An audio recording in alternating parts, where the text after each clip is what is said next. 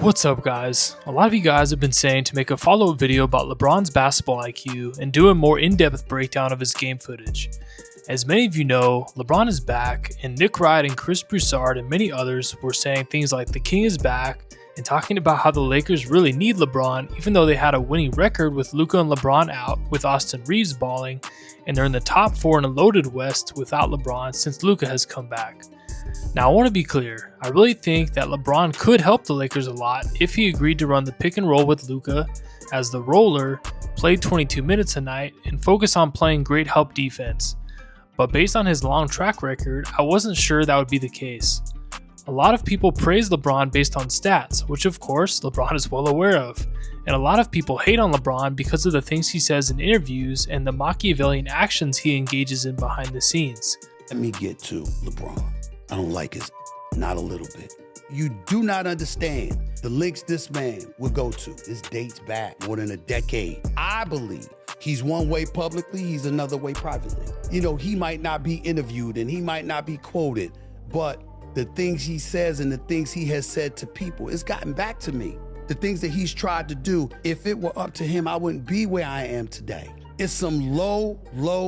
But after watching the first 2 games, LeBron has been back, including the Lakers vs Jazz game last night.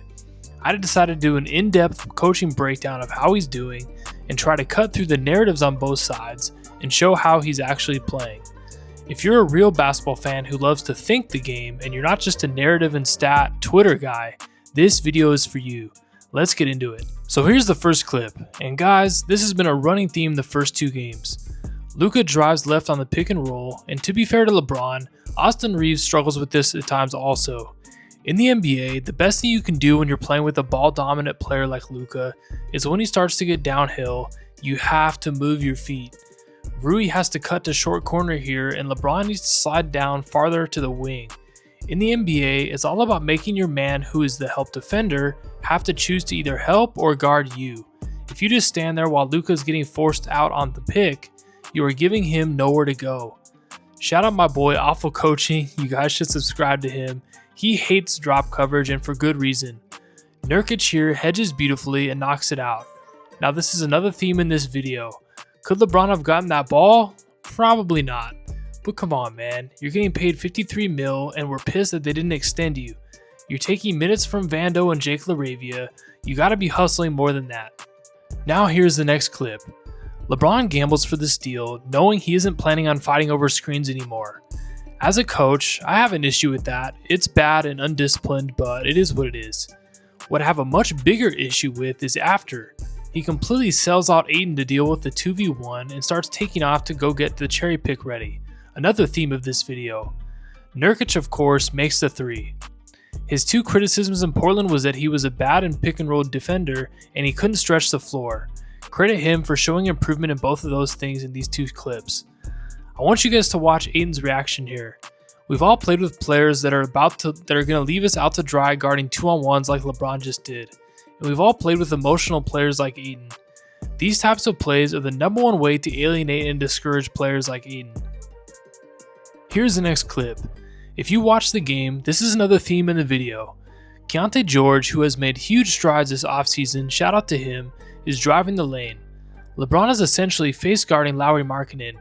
In the NBA, nobody can stay in front of anybody, they're too quick. And that's why gap coverage and help is so important. Now Lauri is an excellent catch and shoot shooter, so you may be thinking, well, LeBron is face guarding him to prevent that. But really what he's doing is absolving himself of blame. If he helps and then gets blown by on the closeout, he's on the highlight reel. Vanderbilt and LaRavia, whose minutes LeBron is taking, would be 1 foot in the paint here and would close out hard on Lauri. Easy lob, as Rui now has to worry about helping AR and he can't watch the back door. Now again, this next clip is why when people say LeBron's IQ is the second greatest ever to Magic Johnson, come on guys. You can hear in the broadcast LeBron saying, "Get out," to Hayes. But again, LeBron bails on the pick right away. Hendricks sees LeBron drop and pulls in his dribble to LeBron's side where it's impossible for Hayes to get around that screen and all the way over to LeBron's side. LeBron then turns at Hayes after the shot and motions for him to get closer. Just ridiculous. Again, memorizing the terminology for drop coverage does not mean IQ.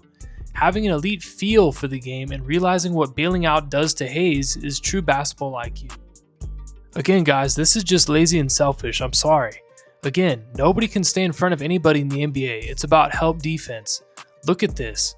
Collier is top 5 quickest players in the league, but he's only 6'3". Take one step into the paint and hard close back to Lowry. That's an almost impossible pass to the corner anyway.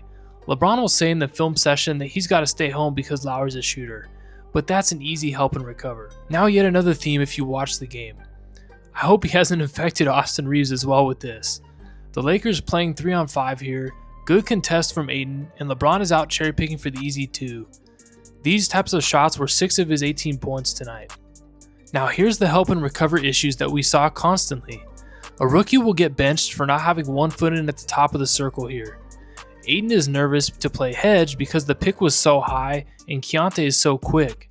And LeBron refuses to help and Keontae gets a free jumper. Oh look guys, another 4v5. Somebody's missing.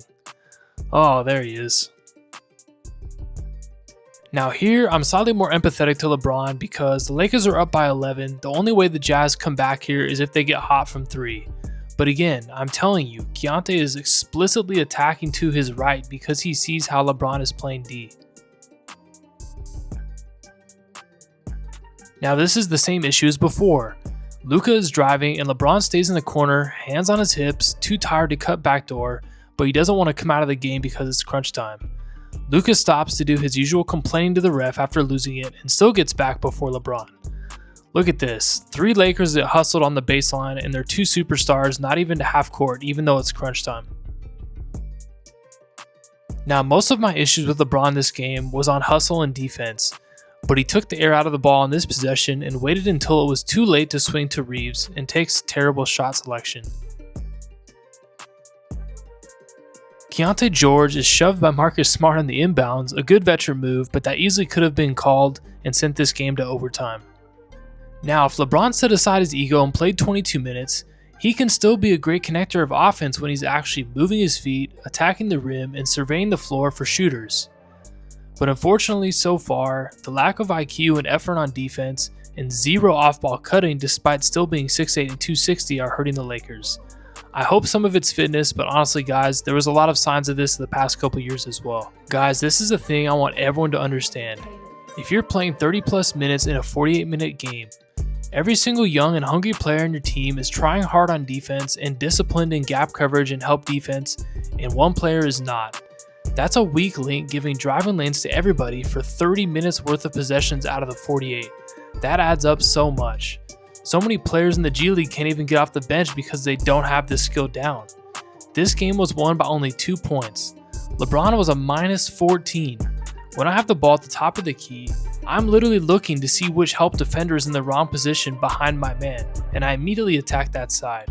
These little things matter. For those of you out there blindly praising LeBron or blindly hating on him, go watch the games. Some people just read the thumbnail and post comments like, "You didn't play in the NBA, how can you give commentary?" Guys, just keep it about the footage. If you feel that way, explain why. Watch the footage doesn't lie. I love the discussions. If you see these clips and you see another angle why it's high IQ and you feel LeBron is just playing chess around everybody, like he's leaving Ayton and Hayes to guard 3 people because he's trying to teach them perseverance for the playoffs, okay, post that in the comments and we'll discuss it. Thank you guys for watching. I'm working hard to improve and grow the channel. If you guys could hype the video, post your comments, and like it, that would help a lot. Much love to all you guys who leave comments, like the legend Christian, just to support. You guys are the real ones. Happy Thanksgiving to those of you in the US. Hope you guys have a great time with your families. God bless you guys. Peace.